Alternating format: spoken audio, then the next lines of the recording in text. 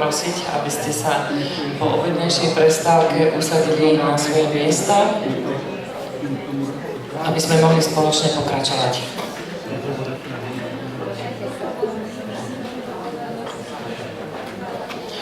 Dúfam, že obednejšia prestávka vám padla vhod a že ste stretli starých známych, s ktorými ste mohli obnoviť kontakt a zároveň ste spoznali určite aj množstvo nových ľudí, s ktorými ste mohli ten nový kontakt nadviazať. Takže poďme pokračovať našim ďalším popoludnejším programom. Ja vás poprosím o pozornosť. Chcem vám predstaviť a zároveň privítať pani Viktóriu Hellenbart, ktorá je podpredsedničkou Slovenskej advokátskej komory. Vítajte, pani doktorka, a sme radi, že sa zúčastňujete našej konferencie v zastúpení advokátov Slovenskej republiky. Veľmi nás to teší.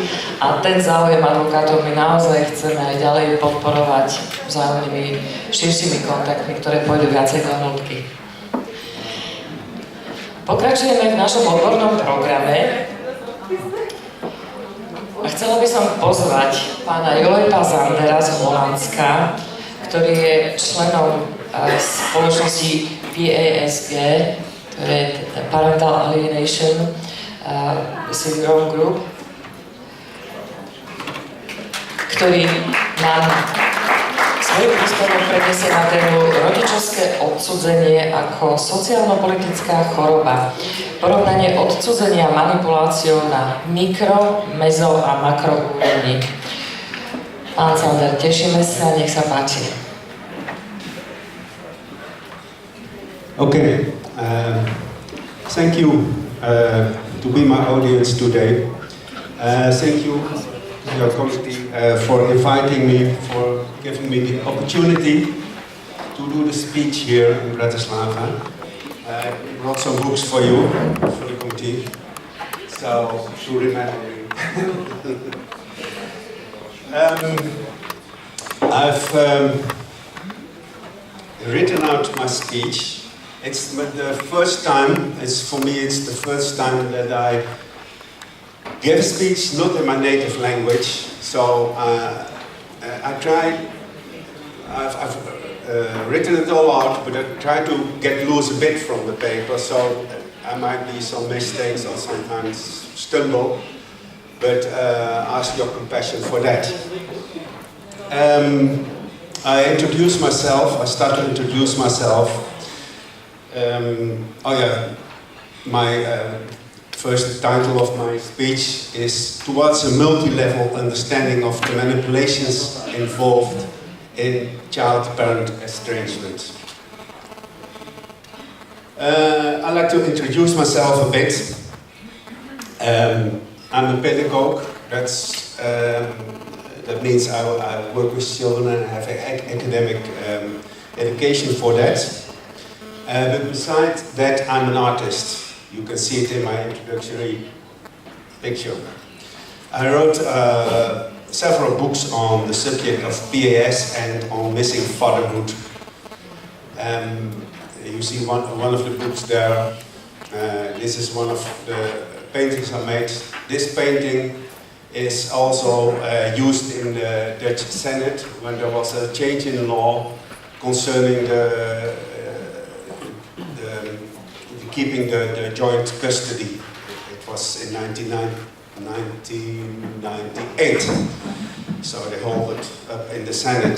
This was my painting, was used as an action card. I say the right English word, I hope.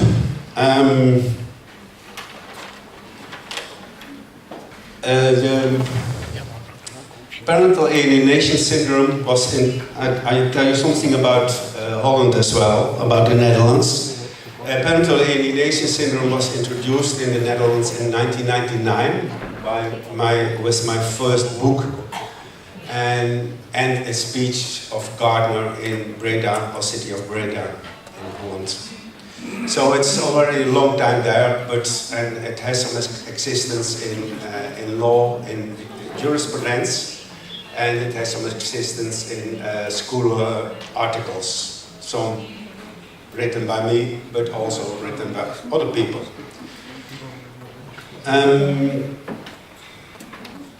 Part of my motivation as well, oh, did I do something wrong here?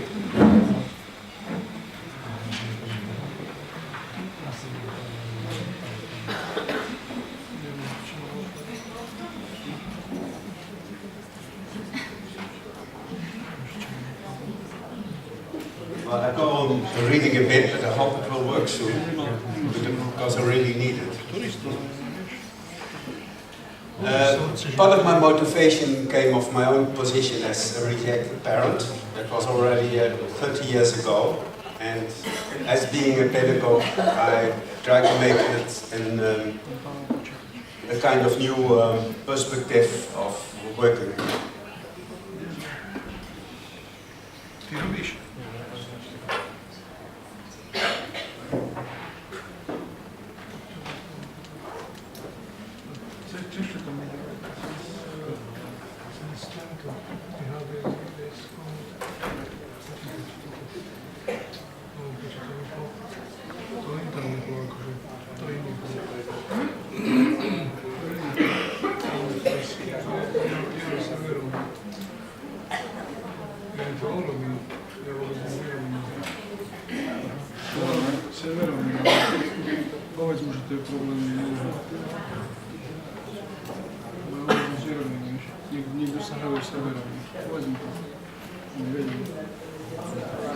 It's nothing with us. It's somebody in the server room that is trying to fix it.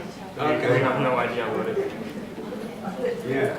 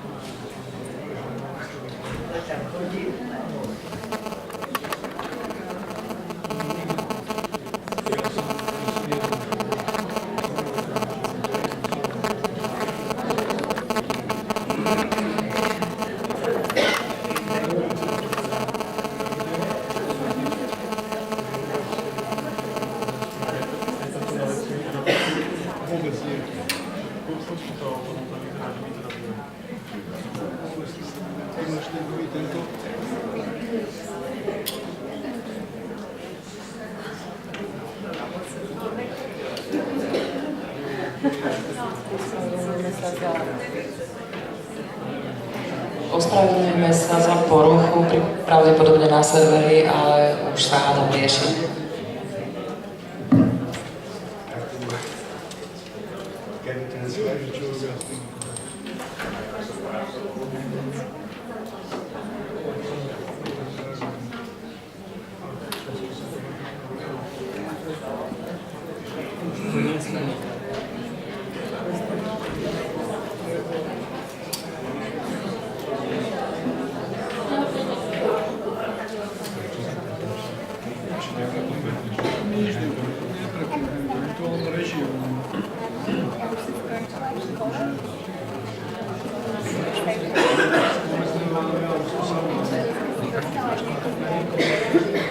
Dobre, zatím môžeme ísť na vrátnicu, alebo teda na recepciu, alebo tu na niektorá sa.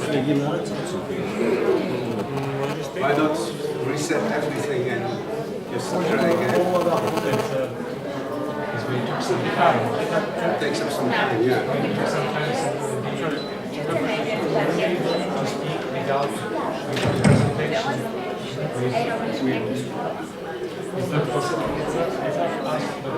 Yeah.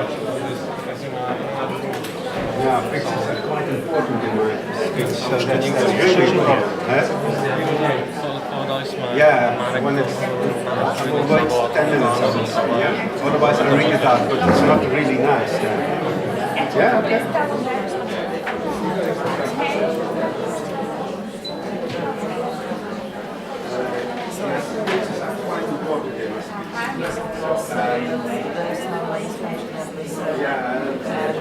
Ako si to...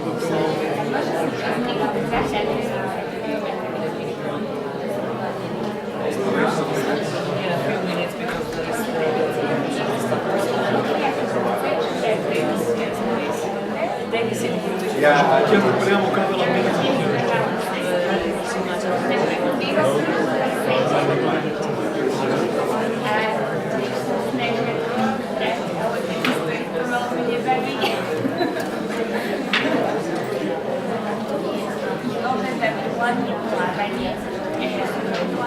to je prijavni.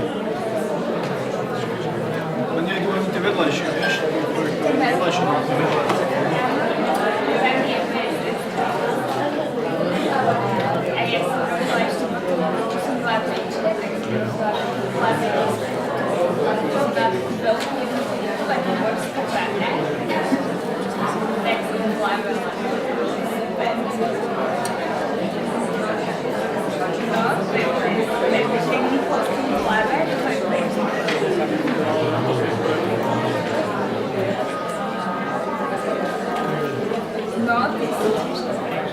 It's something.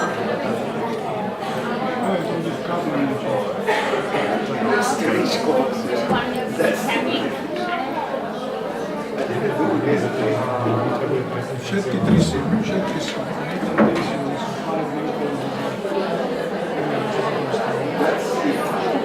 Kábel to mi odlišil.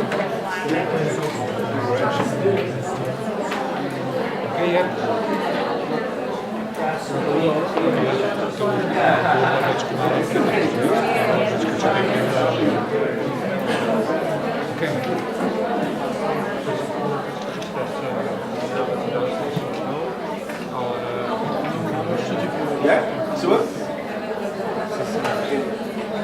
I have to do it in this color? No, this is emergency capsule. For now, we can change how does it look, they can see. Yeah, that's right. We are trying to change.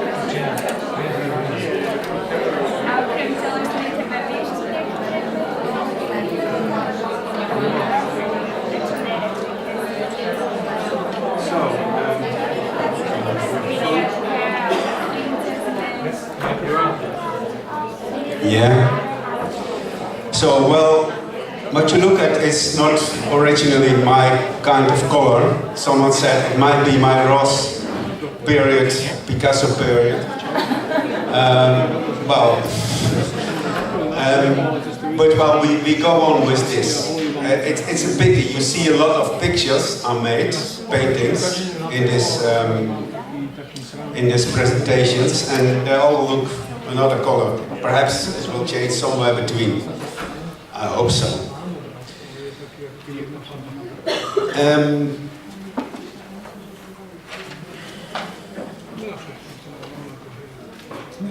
So we have had this.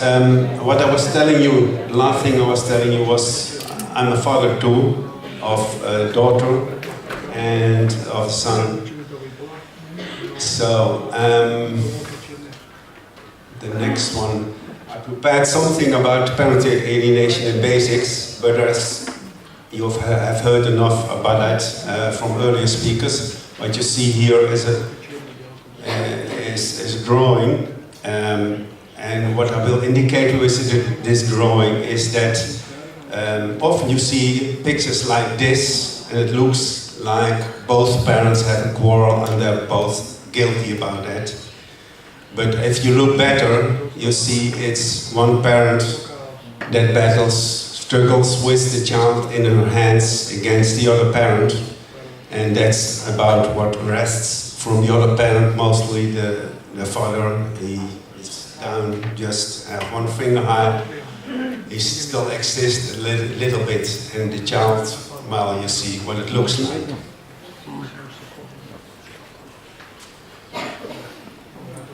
I'm going to read on here.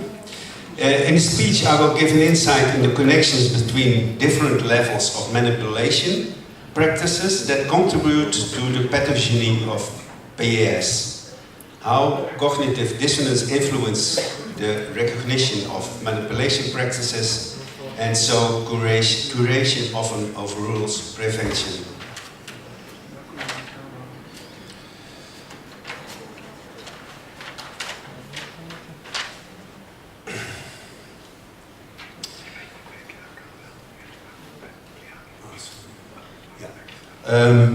Parental alienation syndrome, prevention or curation of loyalty abuse. For defining PAS, I mostly refer to the definition of Gardner. I'm not gonna repeat it, but there's also a definition of Mr. Burnett, and there's a difference between them. The definitions of PAD, parental alienation disorder, that's the way it's brought into the DSM and the other international manuals on psychiatry, is that PED contains a wider vision on the pathogenesis of PAS. So it's less necessary to designate the cause to just one parent. It's more the appearance in the child that counts for diagnosis. So in that way, it gives more room to say more about the social environment as well abusing the child, not only the parent. So that's my main subject for today. When we were translating the word parental alienation in Dutch, there was something special because there's not an easy translation for that, and most people thought we should translate it into the word vervreemding. But when you translate that back, you get the word estrangement, and that's a more passive word than alienation is meant to be. Indeed, that's something that one deliberately can practice. It is even embodied in the active behavior of the affected child. Therefore, I'm not happy with some schools of thought that emphasize PAS as out of the disease of the programming parent only. Well, that might be clear from the title of my speech today, but I will explain it further on more thoroughly. I will also introduce to you the word loyalty abuse as being the crime committed in programming a child, because it's a crime. I don't have to repeat that, what Stu said about it. It's a kind of crime when you violate a child, mentally violate a child. For the Dutch language, loyaliteitsmisbruik was a quite new word which was introduced in my first publications. This word, however, has a broader meaning as it takes place in the various social domains, for instance, organizations.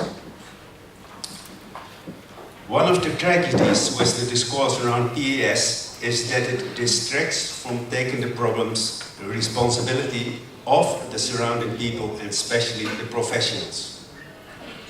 It leads to accentuate the individual contribution of parents and children on the problem instead of overlooking the bigger picture. Proposing and presenting PAS to DSM-5, PAS leads to societal recognition of PAS, but also put more accent on the psychiatric issues of children in the early and adult years. It accentuated the personal contribution of parents who are often suspected to have a psychiatric problem, like borderline or narcissistic symptoms. So PAS curation this way might become a promotion of psychiatry instead of individual's change. So prevention is often connected to recognition of structural elements in the appearance of diseases. Yeah, you understand what I mean? So if you see it as a personal problem, a curation problem, you have not so too much attention for the prevention of it, because you assign to the problem of the child and the parent involved, and not on the systematical thing. The focus is often on curation instead of prevention. The reason being is that often is that curation earns more money. I don't know how it's in other countries, but in Holland it's a billion booming business, the divorce business, and it's always growing bigger and bigger. Even in our own circles of PS professionals, we meet care professionals with a negative attitude towards parents. Sometimes even good-willing professionals deny or ignore the healthy contributions companions can provide. We as parents have to regain the power of making our own parental decisions. Be taken seriously, so will promote the responsibility of parents and also a critical reflection on the duties and responsibilities of professionals and juridical institutions. I made some progress in what will be the best prevention for all this. One of the things is having equal parenting, but one thing else is necessary, that parents are aware of what they're doing when they are gonna plan children in their life. So what I advocate is that parents make early decisions, make early arrangements about their children, and even look forward what might happen if they are divorcing. So they can overlook the situation in which it's a pity, but it's quite normal in Western countries to divorce, and you have to know what you do then as parents with your children. So what I propose is parents make early decisions, and those decisions have some validity in course as well. What I did myself before bringing up my second child is even make a kind of ritual of that. So organizing your friends, organizing your family around this situation of a child. And so the arrangements are a bit embodied in a kind of ritual. You can make a kind of, what do you call it, a party from it, you know. And then you can ask your friends and your family even to function like a kind of arbitrary judgment committee, you know, a kind of judgment for yourself, for your own social environment, in case there will be some problems after all. Okay, I go on reading out.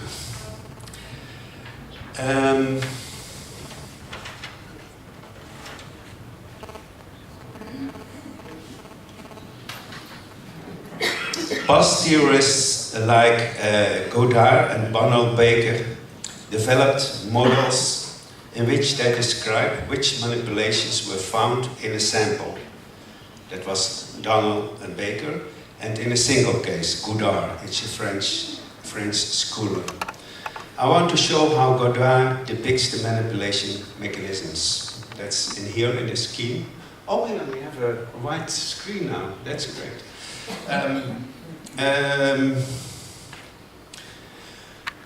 This is the way Godard depicts it, and she made a scheme in which he makes the division of diverse manipulations that are used by manipulating parents against the rejected parent. She divides the 4: sacrosanctity, group cohesion, propaganda, and negative messages, and all subdivided in all kinds of manipulations like lying, pseudo-neutrality, espionage, reactions, exaggerations. In total, with leading to revisionism of history and justification of the behavior of the programming parent. Well, all this is seen in a micro-environment of the single family. Although there is a lot of knowledge about the way parents, especially fathers and alienated children, are treated by modern society, there is not much systematic listing of that. I already did describe a lot of those phenomena in my book Missing Fatherhood and a series of articles. Other authors did as well. The first thing was to put those phenomena on a list and put them in a kind of causal model. Oh, I already got that. So what you see here is a model in which you can make a division between the microstructure, where it happens between mother, father and child, and the microstructure here on the outside, and the institutions between. So there's a lot of influence on this micro situation of the parents and the child. And all this, like, it's divided between institutes, politics, history and ideology. All those things influence, all those micro things, political things influence the core of the family. So it's not only what happens there that will cause problems when there are problems, it's the whole system. After I've done that, I made a new list of manipulations as described by Donald and Baker and Goddard, and added some other manipulations known from more general literature or recognized by myself. I connected those lists and developed a matrix of manipulation practices at micro, meso and macro level. I defined the micro level as the level of family, household, close friends and neighbors. The meso level contains the institutions and the people in those institutions. The macro level is that of state, politics and media, as well containing all the aspects of the discourse on related subjects. So you get, for example, the list is longer, you get this.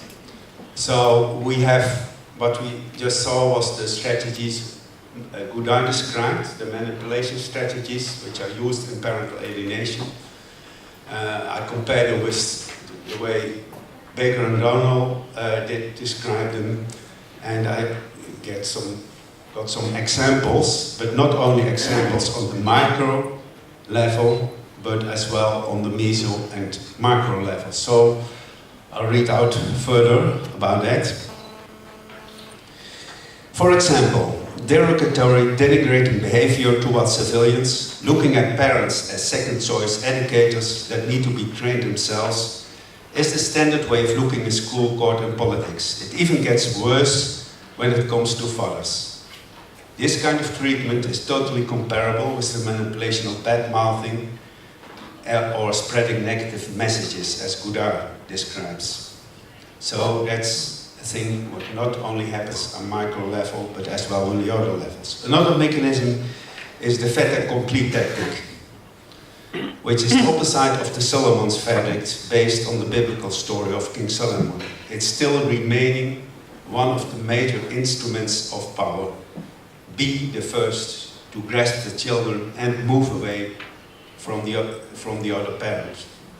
That too is comparable with the way the judicial just takes over the competencies of the legislative powers. That's a bit difficult, but I get to that later.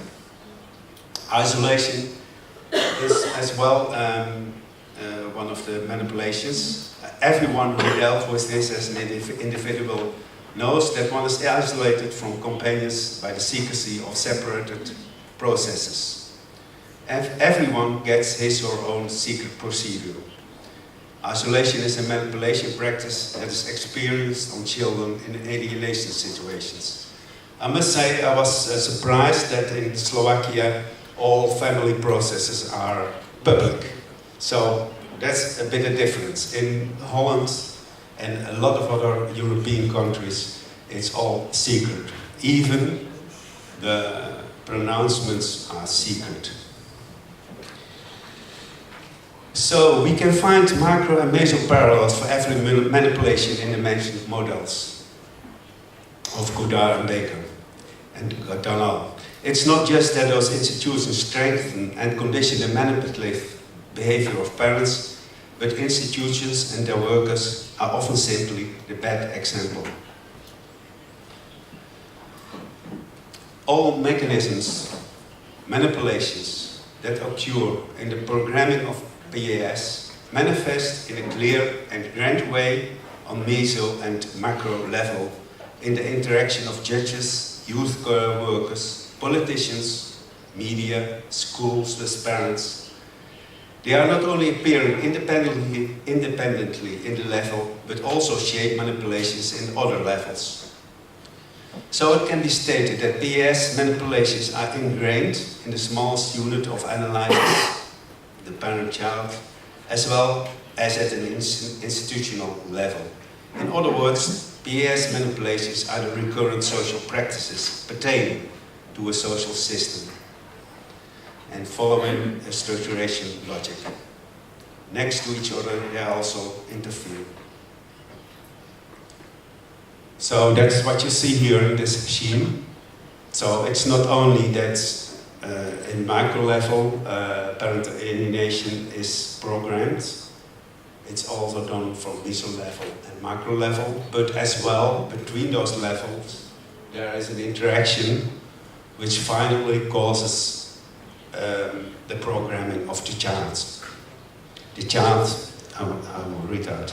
Meso and macro levels are interfering with the micro level in different ways.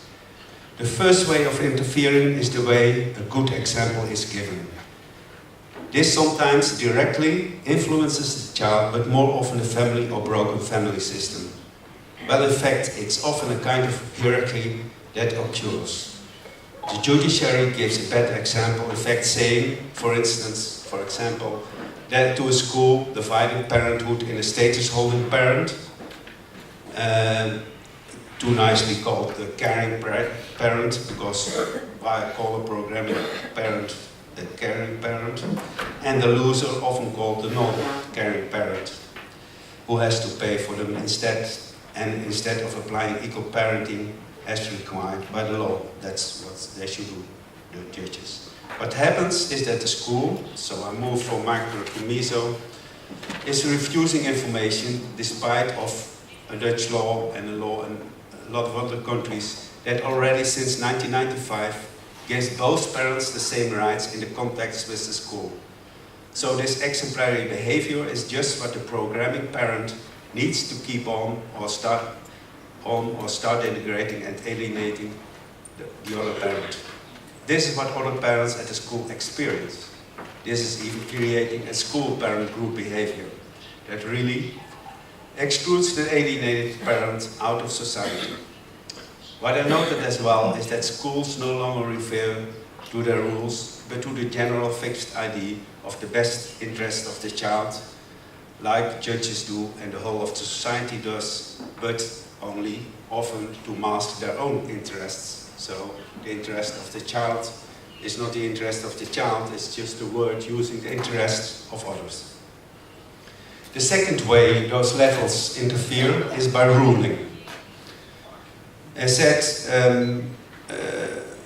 well, it's simply, if you have a rule, it works from upside to down. I'll leave this short. The third way they interfere is by loyalty, and that's quite important for a parental alienation. We are used to do what we are expected to do by the authorities or institutions on which we depend. It's assumed that we live in a free society with freedom of speech, freedom of expression.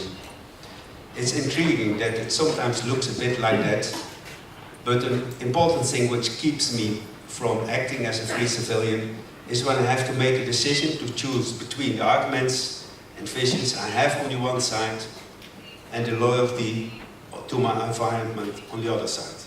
So what keeps me from telling something about the insights I have on the judicial system in Holland, on the scientific system in Holland, the way scientists are bought, are paid by the government to tell not the truth, makes me feel unsure about what to do with it, because it's creating a big cognitive distance. Oh, sorry, I have to use the microphone now. It's creating a big cognitive distance between me and the people around me.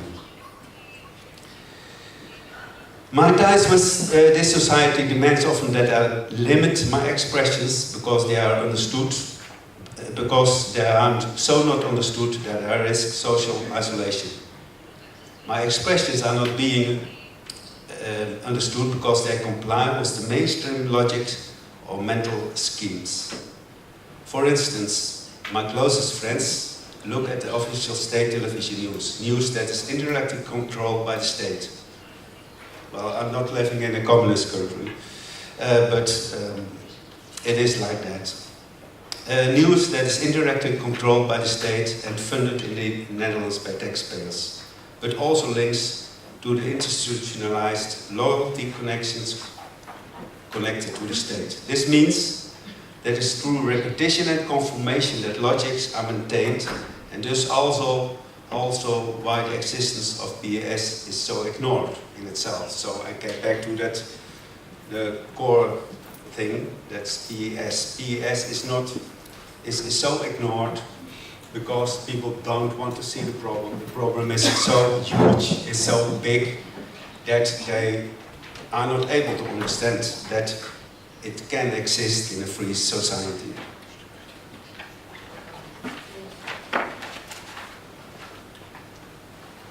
So, long before we feel that direct repression, we experience a feeling of cognitive tension. We start hearing and believing selective. The fear of losing our children, your children, makes you cringe. The fear of losing your home in the divorce battle, losing your friends who can't even believe this all exists. It makes you behave submissively. Well, that's what happens in family law business. We shouldn't look away from the mechanisms the children are the final victim, and the actors above them in the pyramid are the final oppressors.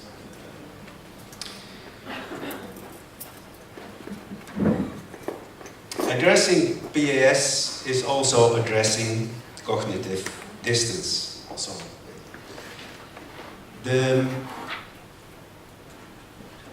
take some time for this picture.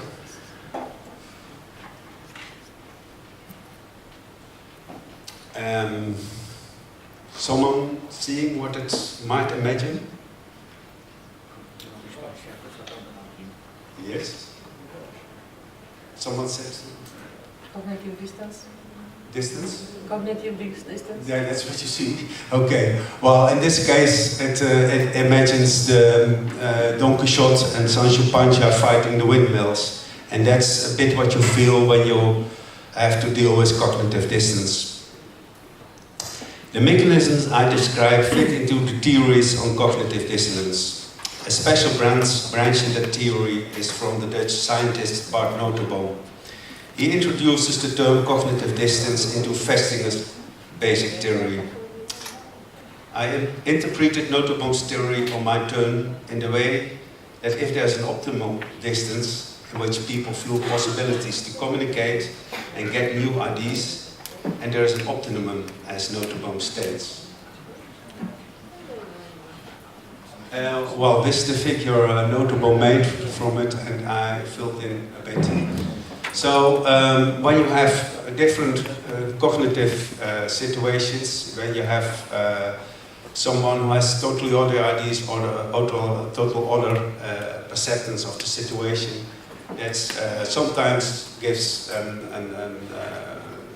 gives you a reason to discuss and to get to another point of view. But if what you see here, this is how much you are learning, this is how much cognitive distance there may be between you and another or an ID. If this cognitive distance is huge enough, and then this learning curve shows the possibilities by a certain absorptive capacity. Absorptive capacity will, I mean with that is that, for instance, a school has a higher adaptive absorptive capacity than perhaps someone on the street. So with a high absorptive capacity, this is the learning line, and it ends here. So there are things behind that line that cannot be communicated, and they still exist. They look like fake news or fake science, but it's often the other side around.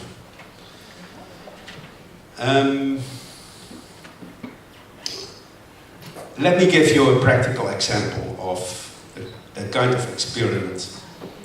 It's about the judiciary. I must say it's about the Dutch judiciary. To let you feel something about what I told you. In case, just in case, I'd like to tell you that the Dutch judiciary, together with the Department of Justice and Security, behaved a bit like a criminal organization. Try to imagine this claim. So, perhaps first recognize what's your first thought on that. And secondary, your impulse on that. What to do. And try to label that in your head. So now that's difficult to stay honest, but there are some possible reactions from you. I'm going to categorize the following. Perhaps you think, Joep is talking nonsense. Dutch criminal system, Dutch justice system can't be criminal. That's not possible at all. Or you think, there might be some truth in it, but he's exaggerating. And there might be a possibility that you think, perhaps, he might be right. A lot of people in the third category, perhaps he's right. Yes, raise your hands. Not so much. Doesn't matter. I know that. Well, the problem for me, myself, is that I have a strong feeling of cognitive tension on this point as well. I have the feeling I shouldn't tell this kind of inconvenient truth. I have the feeling that I'm embarrassing people and give you an unpleasant feeling, and myself too. So I'm not making that conclusion. I just give you some facts about what's happening in my home country, which is seen as a very neat and example-giving country. I already said that as far as we can unravel it, public sentences in family law in the Netherlands are undersigned under the sentence pronounced publicly. That's said, that's written. An organization called the General Secretary of Judiciary attracts itself hierarchical powers without any legal status. This organization firmly limited the constitutionally obligated public pronouncement of sentences. No sentence on family law in the Netherlands, as far as known, is physically pronounced in an open session of a court, which on itself is not necessary.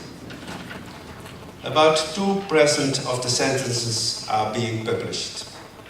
There's no public pronouncement of about 98% of the sentences. This is already practiced this way during several decades, and the number of sentences involved are millions. All those sentences, I go on. There was an evident just decision of the Court of Arnhem in 1997 to give insights to sentences that was overruled by the aforementioned secretary.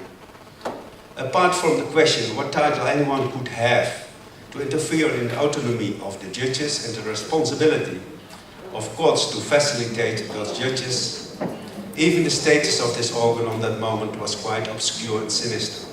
It's still on family law, I have to say that. Considering the checks and balances of the trias politica, it seems quite obvious that it's precisely a task of the civilians to execute some control on the judiciary, as well on the family law judiciary. So there's a power structure, compared with the all-mightness in Buddha's regime, assigned to the judiciary institutions without any democratic control. All those non-public pronounced sentences are undersigned as being public pronounced. Members of parliament are feared to intervene. Moreover, some members of parliament are judges themselves in Holland. Considering the checks and balances of the trias politica, it seems quite obvious that it's precisely a task of the civil. Oh, I already said that, sorry. There is a general knowledge of a fear culture on the Dutch Department of Justice that is so deep that civil servants even don't want to speak about this culture of fear, so says the work council of this department. Public and open discussions about these kinds of problems is impossible and encounters fear, even angst. And well, people just don't want to know. So, gets to these sentences are made. If butchers are not checked by the inspection service, this is at the expense of meat quality. So the case law too needs external control to deliver quality justice. This control, which in accordance with the principles of trias politicas can only be conducted by citizens, is now made impossible by the lack of statutory disclosure. Laws on the rights to visitation, joint custody and equal parenting that exist in Holland, that all exist, are not executed by the judiciary without citizens being able to perceive that well. Moreover, by virtue of the judiciary, systematically, under almost all family pronouncements, lies a lie which conceals the non-transparency itself. As a result, the most vulnerable citizens, children in the crush, are damaged, just like public health is damaged by spoiled meat in the case of the butchers.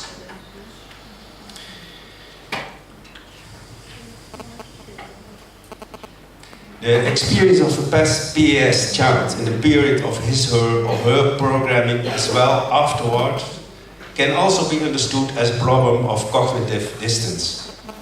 So the recognition of PAS often experienced as a counterintuitive and therefore bearing aspects of cognitive distance.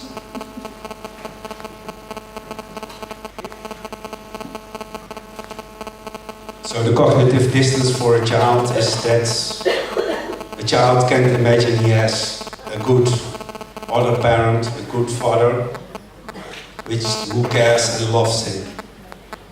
That's a cognition which is unreachable for a long time for the PAS child. This painting is called Inquisition. Researching PAS and the limits of objectivity.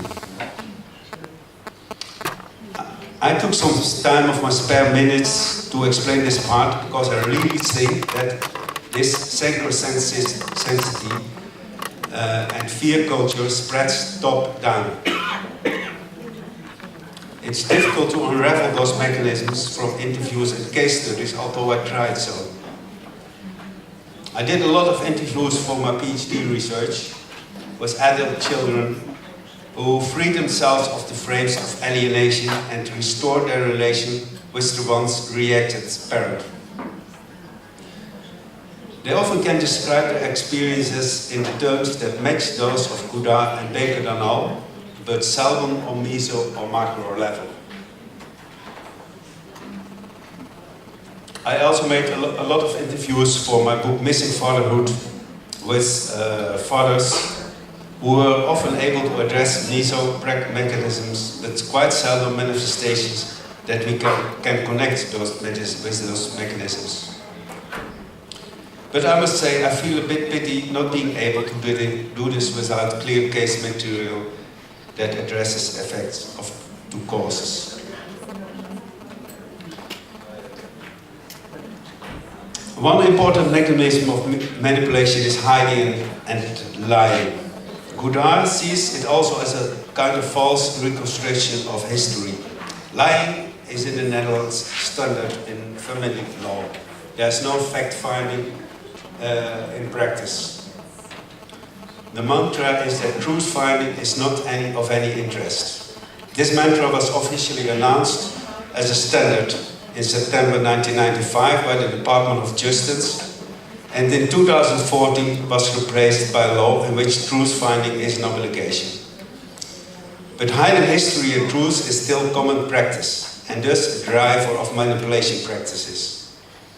In every sentence, judges falsely state that a sentence is publicly announced. And this lack of transparency is a bad example as well for others, for the people involved. It's recognized that alienated children lose memory, are not able to distinguish between reality and delusion, and get so far that it grows to an important phenomenon of psychiatric disease. A lot of therapeutic institutions are totally false in missing the punchline. Even parents' organizations reproduce a miserable way of writing history. So what I say, when history is an important thing, when truth is an important thing for children to have, to see what is truth, to make to separate truth from delusion. We should do the same in society and see and have a look at what really happens. I wouldn't be able to really understand the mechanisms had I not been going through a process of 25 years of deep involvement into this matter.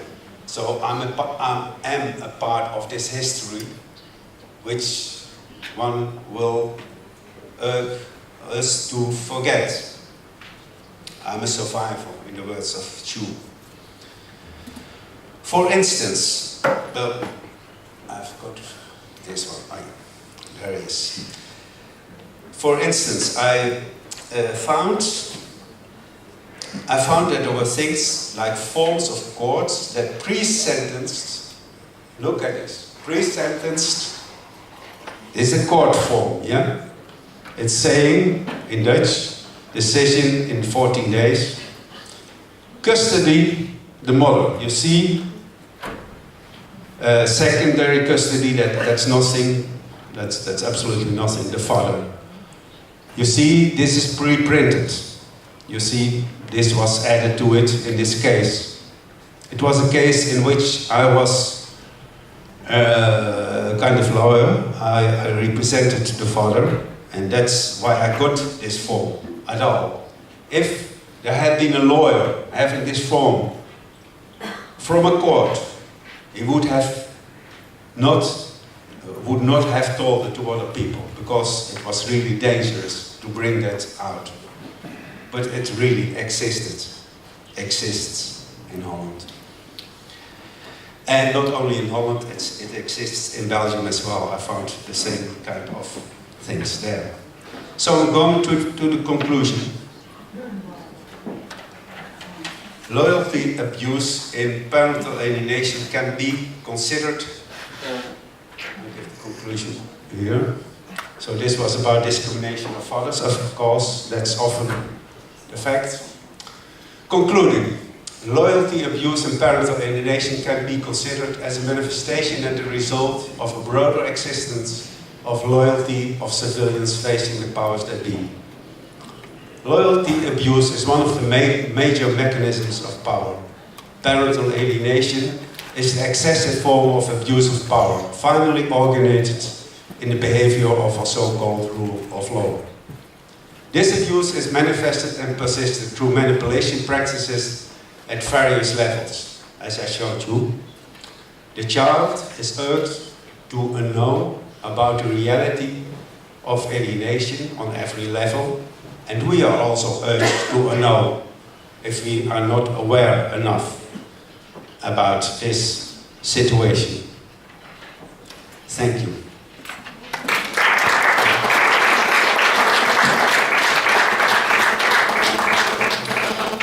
Ďakujem pekne doktorovi Joepovi Zanderovi za jeho príspevok a ak máte otázky na speakera, nech sa páči, pýtajte sa.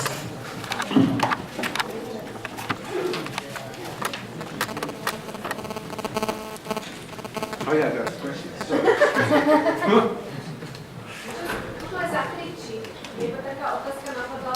Nepočujú tlmočníci. Ďakujeme pekne za ochotu, ale pokiaľ vás počujeme, my nepočujú vás tlmočníci, aby mohli preložiť, tak poprosím vás do mikrofónu. Ďakujem. Yes. Dobrý deň.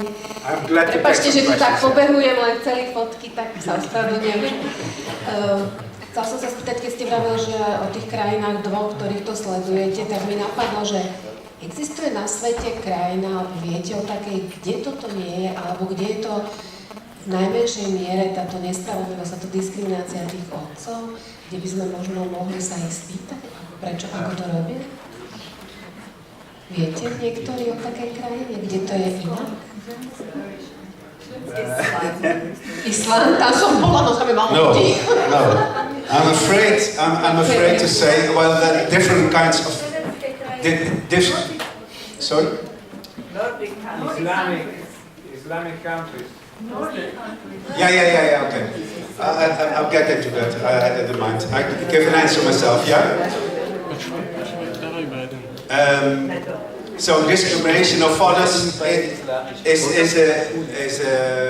not an easy subject, you know, because I think women have been discriminated for centuries. Women have been discriminated for centuries. I forgot to make a microphone. And so often it's thought that the discrimination of fathers that can't exist because that are men and the women are discriminated, so the man can't be discriminated. But it's a really difficult situation, and I think men as being fathers are discriminated. That's true. Sometimes even in other subjects, but that's not the subject of this afternoon. I think it's worldwide, but the way the suppression of fathers works is in the Western countries is very different from other countries. And in the Western country, it's being very apparent. The discrimination comes up with these forms I've showed to you. In other countries, often they have other roles. The men have other roles, very traditional roles, and they are important for children as well. But the division of labor, the division of labor at home, labor, external labor, is others than in the Western countries. And the Western countries make this kind of discrimination visible. So when you want to have a relation with your child, you have to be something special to get it arranged, an autonomous relation with your child. When I start bringing a child, it was not normal to ride with your child in a, how you call it, child... Stroller. Yeah. What's it? Stroller? Stroller? Okay, stroller. I didn't know. So I was really looked at what's that man doing, and that's changed. In a lot of Western countries that changed.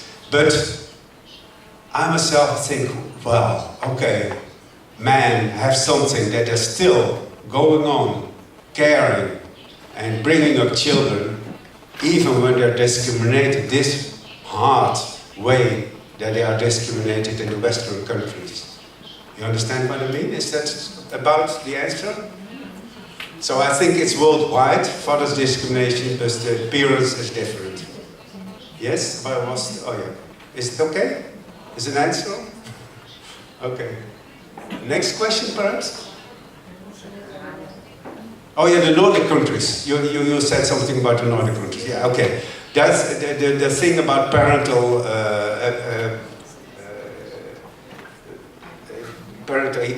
equality is very important, as my colleague there pointed at this morning. And it's developing, but it's very slowly developing. And it might be, I'm not so an expert as my Italian colleague, it might be that in some Nordic countries it's better. Well, I will assume when he says so. And that's giving some hope, I must say. But what I see in Holland, we have a law on equal parenting. We have that law. I myself wrote a text for that law into the Dutch parliament. But it's not practice. It's not practice. It's just the law, and the judges are not interested in doing that. And what they really do is that they keep the fighting going on. Because when you have a law on equal parenting and you're not practicing it as a judge, you're not saying both parents should divide equal or something like that, the care, when you're not saying that, you create fight. Because, well, all those fathers say, well, we have that right for equal parenting. I'm not going home, I'm going on to the judge, to the European Parliament, they say often. So, what you have with such a thing, a theoretical equal parenting and a practicing the opposite, is that you create a lot of struggle. And that's really scary, because that's already for decades. And that's why I pointed so much at the judiciary, the failing of the judiciary in Holland, at least, and a lot of other countries. Because we have laws, we, as people or legislators in the parliament, make laws for behaving in family law procedures. And the laws are just not done. It's not what the judges do. They decide in every case. You don't, by chance, you know, one time that way, the other time that way. You don't know. You can go on. Perhaps sometimes far away, you get your rights as a parent. So that keeps on the fighting. We shouldn't do that. Equal parenting should be really the base, and absolutely the base. Parents should make an arrangement on that. We know how to behave. We know how the judges should behave. Okay, so I hope the Nordic countries will give a good example. Okay, I've said enough, I think. Sorry.